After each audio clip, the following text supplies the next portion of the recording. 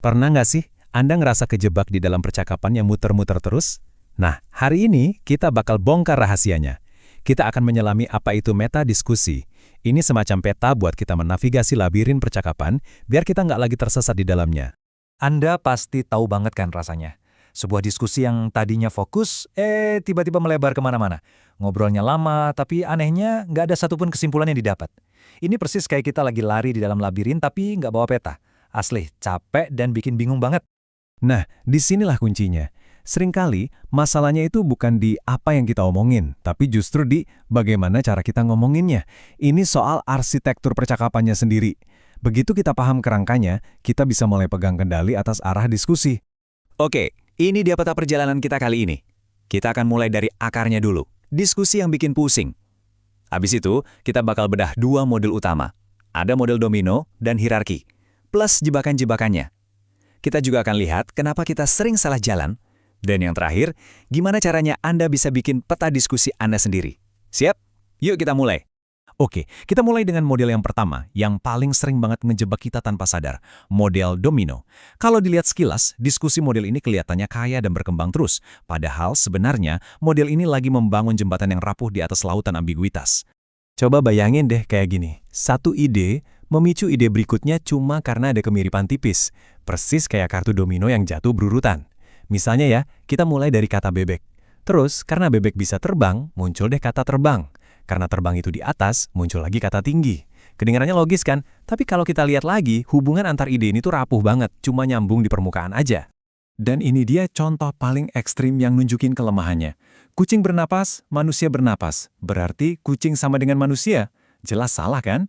Nah, model domino ini sering kasih kita ilusi seolah-olah kita tercerahkan, padahal kita cuma loncat dari satu kemiripan ke kemiripan lain tanpa ada struktur yang kokoh sama sekali di baliknya. Jadi, apa sih bahayanya mikir dengan cara domino ini? Ternyata, ilusi pencerahan ini punya beberapa jebakan tersembunyi. Yuk kita bongkar satu persatu. Nah, ini dia jebakannya. Pertama, konsistensi jadi ambiar, karena maknanya geser terus. Kedua, kita jadi cepet banget menjauh dari topik awal, tanpa kita sadari. Dan yang paling parah, dan ini yang sering kita rasain, pas kita mulai bingung, kita jadi nggak tahu lagi di titik mana sebenarnya diskusi ini mulai keluar jalur. Oke, sekarang kita pindah ke model kedua yang kelihatannya lebih rapi dan terstruktur, model hierarki. Diskusi model ini mencoba membangun argumen lapis demi lapis dengan logika yang lebih dalam. Tapi jangan salah, model yang kelihatan rapi ini juga punya pintu jebakannya sendiri. Coba deh kita lihat tabel ini. Ada 3 tipe utama di diskusi hierarki. Pertama, implikasi. Ini yang fokusnya ke rantai sebab akibat. Kedua, biimplikasi. Ini ngomongin soal hubungan yang setara atau timbal balik. Dan yang ketiga, mutlak. Ini yang mencoba menemukan satu prinsip paling dasar yang melingkupi semuanya. Nah, jebakannya tuh di sini. Kita sering ngira prinsip besar yang mutlak ini bisa diaplikasikan ke hal-hal detail. Padahal fungsinya cuma sebagai garis besar aja. Oke, sekarang kita bedah 2 tipe yang pertama lebih dalam ya. Tipe pertama itu implikasi. Jadi model ini menjaga rantai logika sebab akibat tetap nyambung. Contoh gampangnya, saya ada karena orang tua saya, dan orang tua saya ada karena kakek nenek saya. Semuanya terhubung dalam satu rantai sebab akibat yang jelas. Jebakannya apa? Kita sering banget berhenti di satu lapisan, terus mikir, aha, ini dia prinsip dasarnya. Padahal, bisa jadi kita baru gali sedikit, masih jauh dari inti masalahnya. Kita salah mengira kedalaman sebagai kemendasaran. Beda loh itu. Lanjut, ada biimplikasi. Ini fokus ke hubungan yang setara dan timbal balik. Contoh puitisnya nih, cintamu adalah pelita hatiku, dan sebaliknya. Pernyataan kayak gini biasanya mau menegaskan kalau hubungannya itu sama kuatnya dari dua arah, buat nunjukin intensitas. Tapi disinilah jebakannya. Pernyataan yang seimbang kayak gitu nggak bisa jadi panduan untuk bertindak. Kenapa? Karena tindakan itu butuh arah dari A ke B. Pernyataan kesetaraan ini mungkin kedengaran indah, tapi nggak praktis buat ambil keputusan. Nah, sekarang kita sampai di inti dari semua kebingungan ini. Masalah paling besar itu muncul waktu kita salah baca peta. Waktu kita ngerasa lagi jalan di jalur hierarki yang dalam, padahal sebenarnya kita cuma lagi loncat-loncat di jalur domino. Ini dia kesalahan-kesalahan yang sering banget kejadian.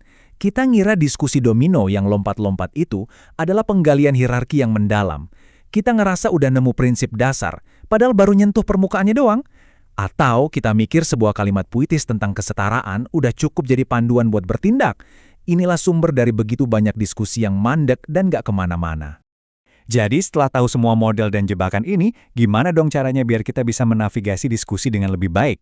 Jawabannya sebenarnya sederhana, dengan kesadaran. Dan inilah poin paling pentingnya, pengetahuan ini ngasih Anda kekuatan. Anda bukan lagi cuma peserta pasif yang kebawa arus obrolan, Anda jadi seorang navigator. Anda bisa mengidentifikasi jalan mana yang lagi ditempuh, mengenali jebakannya, dan yang terpenting, secara sadar memilih jalur mana yang paling produktif. Jadi, saya mau kasih Anda sebuah tantangan.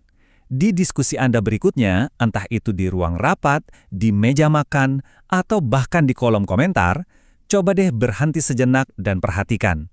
Ini jalur domino atau hierarki ya, dan yang paling penting, jalan mana yang akan Anda pilih secara sadar untuk mencapai tujuan Anda?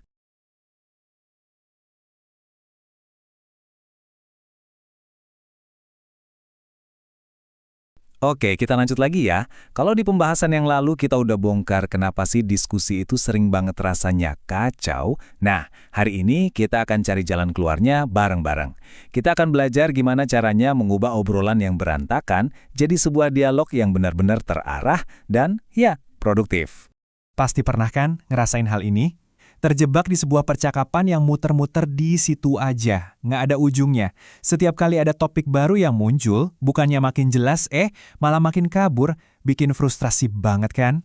Ingat kan, di pembahasan kita sebelumnya, kita udah kasih nama buat fenomena ini, diskusi domino. Jadi satu ide nyambung ke ide lain, cuma karena ada kemiripan dikit. Persis kayak domino yang jatuh beruntun. Logikanya itu mirip-mirip kayak kucing bernapas, manusia bernafas. Oh, berarti kucing sama dengan manusia. Tiba-tiba aja kita udah jauh banget dari titik awal, tanpa sadar kita ini mau kemana. Siap? Oke, ini dia peta perjalanan kita untuk keluar dari labirin diskusi ini. Pertama, kita lihat lagi lebih dalam soal jebakan diskusi domino.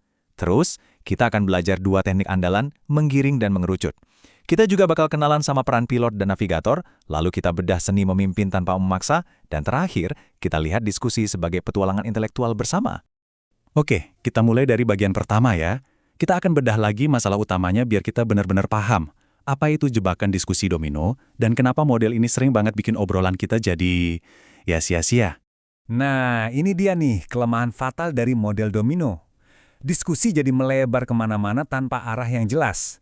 Setiap ada poin baru yang kelihatannya nyambung, malah nambah bingung. Konsistensi jadi hilang karena maknanya tumpang tindih. Dan ujung-ujungnya, kita tersesat di dalam labirin yang kita buat sendiri. Terus gimana cara keluarnya? Nah, sekarang kita masuk ke solusinya. Kita akan lihat gimana caranya memasukkan struktur dan tujuan ke dalam diskusi kita. Ada dua teknik kunci yang perlu kita kuasai, menggiring dan mengerucut. Coba deh lihat perbedaannya. Kontras banget kan? Di satu sisi ada kekacauan model domino yang ambigu, melebar, dan tumpang tindih. Di sisi lain kita punya model mengerucut yang hasilnya itu koheren, fokus, dan punya satu arah yang jelas. Ini bukan lagi soal bikin cabang baru, tapi soal menuju satu tujuan yang sama. Jadi, apa sih sebetulnya mengerucut itu? Gampangnya gini, ini bukan soal menang kalah dalam debat.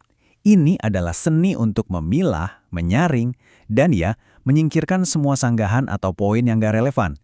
Tujuannya apa? Supaya kita semua tetap berada di satu jalur yang sama, menuju ke satu kesimpulan yang jelas. Biar lebih kebayang, kita pakai contoh yang super simple tapi efektif banget. Anggap aja kita lagi diskusi soal pertanyaan, apakah air itu penting? Nah mungkin ada yang nyeletuk, tergantung dong, kalau di luar angkasa kan nggak penting. Kedengerannya pinter ya, tapi ini nggak relevan. Dengan teknik mengerucut, kita langsung tegas tapi tetap sopan mengembalikan fokus. Oke, diskusi kita konteksnya adalah kehidupan di bumi, bukan di luar angkasa. Selesai. Satu cabang diskusi yang nggak perlu, langsung kita pangkas. Oke, setelah semua sampah atau gangguan kita bersihkan pakai teknik mengerucut, sekarang saatnya kita pakai teknik kedua, menggiring. Ini adalah proses untuk membangun sebuah argumen yang super kokoh, yang nggak terbantahkan, dari poin-poin relevan yang sudah kita saring tadi. Nah, begini cara kerjanya menggiring. Simpel banget. Pertama, tanpa air tidak ada kehidupan. Fakta kan?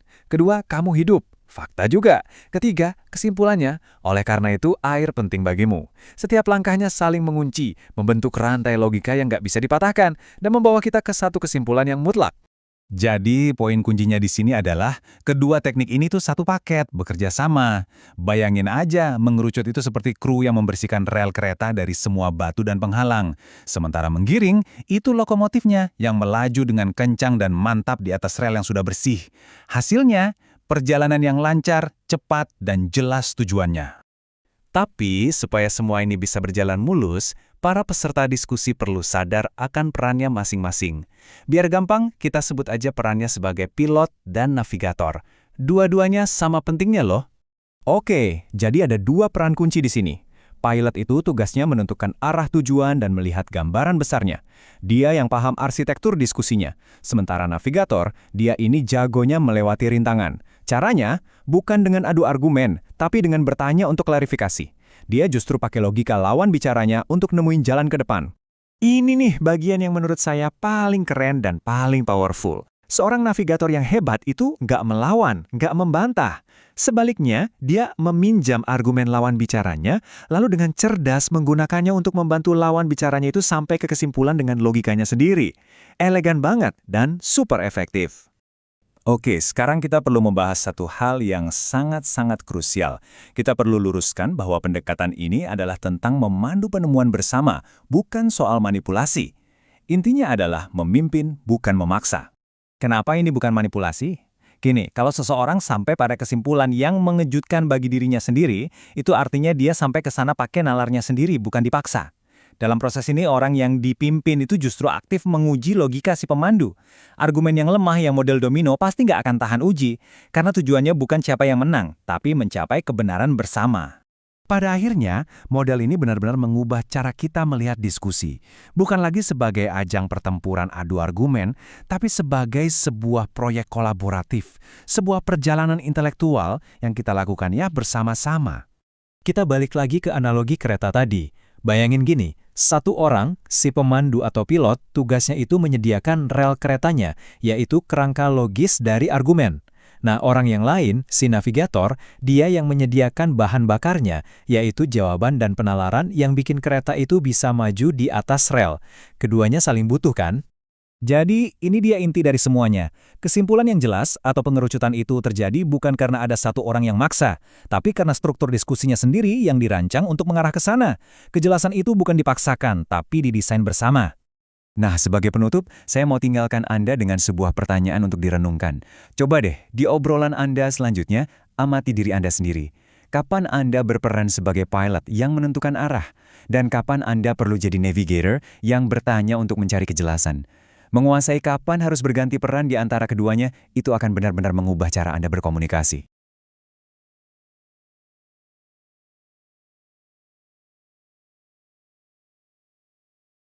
Oke, halo semua, selamat datang kembali. Ingat kan, di pembahasan kita sebelumnya kita tuh sepakat kalau diskusi yang keren itu kuncinya satu, fokus alias mengerucut. Tapi, hari ini kita bakal bahas sesuatu yang kayaknya bertentangan deh. Gimana kalau ternyata untuk bisa fokus setajam itu, langkah pertamanya justru harus melebar. Aneh kan? Yuk, kita bongkar bareng-bareng. Nah, ini yang bakal kita obrolin. Pertama, kita inget-inget lagi soal aturan diskusi fokus. Terus, kita masuk ke paradoks melebar yang tadi saya singgung. Kita juga bakal bedain mana melebar yang bagus dan mana yang cuma bikin berisik. Dari situ, kita lihat gimana peran navigator diskusi jadi berubah. Dan terakhir, kita tutup pakai analogi yang keren banget. Rel dan bahan bakar. Siap ya? Oke, kita mulai dari dasarnya dulu ya, biar nggak lupa. Inti dari diskusi yang produktif itu, yaitu tadi kemampuan buat mengerucut. Jadi, apa sih mengerucut itu? Gampangnya, ini tuh kayak kita lagi motongin ranting-ranting pohon yang nggak penting. Tujuannya cuma satu, buang semua sanggahan yang keluar konteks, biar kita bisa langsung ke intinya, ke jantung masalahnya. Kenapa ini penting? Ya biar kita nggak kejebak sama yang namanya debat kusir. Tahu kan, musuh utama diskusi yang sehat itu ya ini, obrolan jadi kemana-mana, nggak jelas, ambigu, dan akhirnya ya cuma bikin pusing dan capek doang. Oke, jadi aturannya jelas banget ya, jangan melebar, titik. Tapi, nah, disinilah serunya. Sekarang kita bakal masuk ke sebuah paradoks yang bakal ngejungkir balikin aturan tadi. Dan inilah pertanyaan besarnya. Gimana kalau ternyata melebarkan diskusi itu justru jadi cara terbaik buat kita mengerucut? Aneh kan? Kedengarannya kan kontradiktif banget. Justru yang kita hindari malah jadi senjata utama. Yuk kita gali lebih dalam. Biar paradoks ini masuk akal, kita perlu paham satu hal penting. Ternyata, nggak semua melebar itu diciptakan sama. Ada dua jenis yang beda banget. Dan ngerti perbedaannya ini, wah, ini kuncinya. Nah, coba lihat deh bedanya. Melebar yang bermasalah itu cuma nambahin noise atau kebisingan. Dia nambahin info baru yang kelihatannya nyambung, tapi sebenarnya cuma karena mirip-mirip dikit, nggak ada arahnya. Sebaliknya, melebar yang bijak itu justru kayak ngebuka peta. Dia ngasih detail, ngasih konteks, dan yang paling penting, nunjukin kemana diskusi ini seharusnya pergi. Jadi, intinya tuh bukan soal lebar atau sempitnya diskusi. Bukan itu masalahnya. Pertanyaannya adalah, informasi tambahan ini fungsinya apa? Apakah dia jadi peta penunjuk arah atau cuma jadi gangguan yang bikin berisik? Biar lebih kebayang, kita pakai contoh ya. Coba bayangin, Anda nanya ke seseorang, apa sih yang kamu butuhin? Terus dia jawabnya panjang, keluarga, kerjaan, kesehatan, waktu. Kalau kita dengar sekilas, ini kan jawabannya melebar banget, nggak fokus. Tapi, coba kita lihat lagi deh. Jawabannya melebar itu sebenarnya bukan ngelantur. Dia lagi memetakan dunianya buat kita. Jawaban-jawaban itu lagi ngebentangin peta hidupnya. Ini loh konteks saya, ini prioritas saya. Dan justru dari peta itulah, kita jadi tahu di mana titik yang pas untuk mulai mengerucut. Nah, setelah kita ngerti ini, peran kita sebagai navigator atau pemandu diskusi jadi berubah total. Tugas kita bukan lagi cuma motong-motong obrolan, tapi jadi kayak pembaca peta yang jago. Strategi kita sebagai navigator sekarang jadi lebih santai, lebih sabar. Pertama, dengerin dulu. Kasih ruang buat lawan bicara kita ngebentangin petanya. Kedua, coba cari polanya. Dari semua detail itu, apa sih benang merahnya? Dan yang ketiga, baru deh setelah kita paham petanya, kita pilih satu jalan yang paling relevan buat didalami. Jadi kita nggak lagi buru-buru cut, tapi kita pakai justru apa yang mereka kasih ke kita. Dari sini muncul dinamika baru yang keren banget. Yang satu tugasnya melebar, yaitu nyediain peta dengan ngasih konteks. Satunya lagi tugasnya mengerucut, yaitu milih jalan terbaik dari peta itu. Jadi ini kerjasama, bukan adu argumen. Dan semua ini ngebawa kita ke sebuah kesimpulan yang menurut saya indah banget. Sebuah model baru tentang gimana diskusi yang benar-benar sukses dan kolaboratif itu seharusnya berjalan. Kita bisa pakai analogi penggiring dan yang digiring. Penggiring itu yang nyediain rel diskusinya. Biasanya rel ini adalah prinsip-prinsip universal yang menjaga obrolan tetap di jalurnya. Sementara itu yang digiring, ini perannya aktif banget. Dia yang nyumbang bahan bakar. Apa itu bahan bakar? Ya konteks, detail, jawaban-jawaban yang bikin diskusinya bisa jalan di atas rel itu. Dan ini penting banget buat dicatat ya. Posisi yang digiring itu sama sekali nggak pasif. Justru sebaliknya, tugas dia adalah nguji terus rel yang disediain. Fondasinya kokoh nggak nih? Atau cuma pintar ngomong aja? Jadi ini bener-bener proses dua arah yang saling nguji. Analogi ini bener-bener pas banget ya. Diskusi yang hebat itu kayak mesin kolaborasi. Dua-duanya harus ada. Nggak ada rel, bahan bakarnya tumpah kemana-mana. Jadi debat kusir. Nggak ada bahan bakar, relnya ya cuma besi, diam aja. Nggak akan kemana-mana. Jadi take away-nya apa? Pengerucutan yang beneran itu terjadi bukan karena satu pihak maksa atau lebih dominan. Sama sekali bukan. Itu terjadi secara alami karena struktur diskusinya emang dibangun bareng-bareng. Peta dibentangkan, rel dipasang, bahan bakar diisi, sampai akhirnya kita semua sampai di tujuan yang sama. Nah, sebagai penutup, coba deh direnungin. Di setiap obrolan dan diskusi Anda sehari-hari, coba perhatiin deh. Kapan posisi Anda jadi penyedia rel yang ngasih struktur? Dan kapan Anda jadi penyedia bahan bakar yang ngasih konteks dan isi? Ngertiin dinamika ini aja, wah bisa ngubah total cara Anda berdiskusi selamanya.